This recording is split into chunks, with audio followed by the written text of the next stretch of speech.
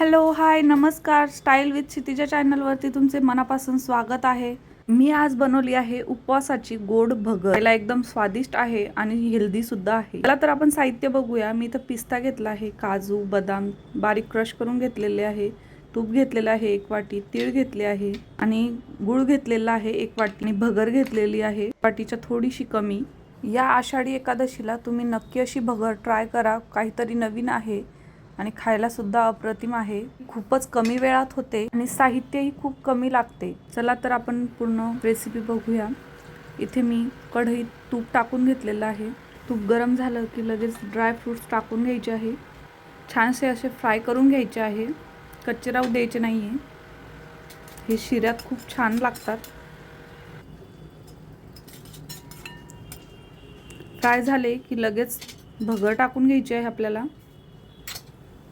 तेलातच मस्त फ्राय करून घ्यायची भगर. तुम्ही बघू शकता ती कशी व्हाईट होत आहे. तशीच आपल्याला सगळी भगर भाजून घ्यायची आहे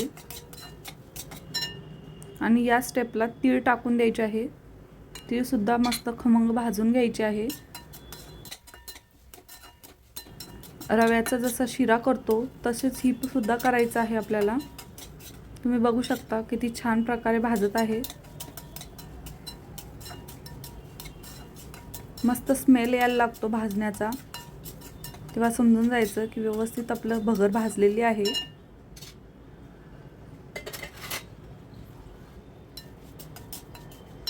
आणि तिथे 1 ग्लास पाणी टाकायचं आहे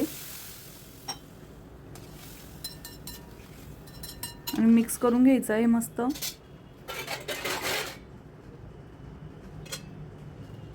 थोडंसं झाकण ठेवायचं आहे शिजवण्यासाठी. परत थोडंसं कवर करून घ्यायचं आहे 2 ते 3 मिनटं. तुम्ही बघू शकता भगर शिजलेली आहे. मी इथे खोबऱ्याचा खीस टाकत आहे.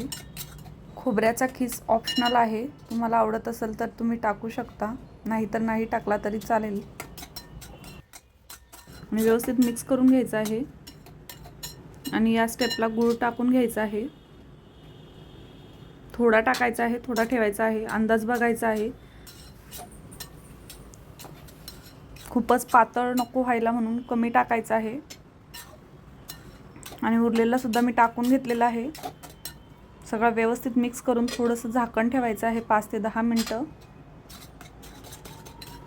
आणि व्यवस्थित परत एकदा मिक्स करायचं आहे. त्याच्यात गुळाचे काही तुकडे मोठे असल्यावर ते थोडेसे राहतात. जोपर्यंत ते विरघळत नाही तोपर्यंत व्यवस्थित परतत राहायचं आहे. जोपर्यंत मिश्रण चांगलं घट्ट होत नाही तोपर्यंत मिक्स करत राहायचं आहे आणि कमी फ्लेमवर होऊ देत राहायचं आहे. इथे रेडी झालेला आहे उपवासाचा गोड भगरचा शिरा.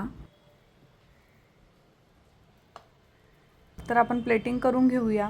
उपवासालाच नाही तर आपल्याला कधीही आपल्याला वेगळं काही खायचं असलं कधीही तुम्ही गोड भगर करू शकता. खायला खूपच छान लागलेली. तुम्ही सुद्धा या आषाढी एकादशीला नक्की ट्राय करा आणि मुलांना सुद्धा द्या. आणि हेल्दी सुद्धा खूप आहे, कारण की याच्यात आपण साखर वापरलेली नाही आहे, आपण याच्यात गूळ वापरलेला आहे. आणि वरतून बघा तुम्ही काजू पिस्ता टाकू शकता आणि किसलेलं खोबरं सुद्धा टाकू शकता. चला तर अशाच माझ्या नवीन रेसिपीज तुम्हाला आवडत असेल तर लाईक करा, शेअर करा, कमेंट करा आणि सबस्क्राईब करायला विसरू नका. उपवासाची ही रेसिपी तुम्हाला कशी वाटली ती कमेंटमध्ये नक्की सांगा. थँक्यू.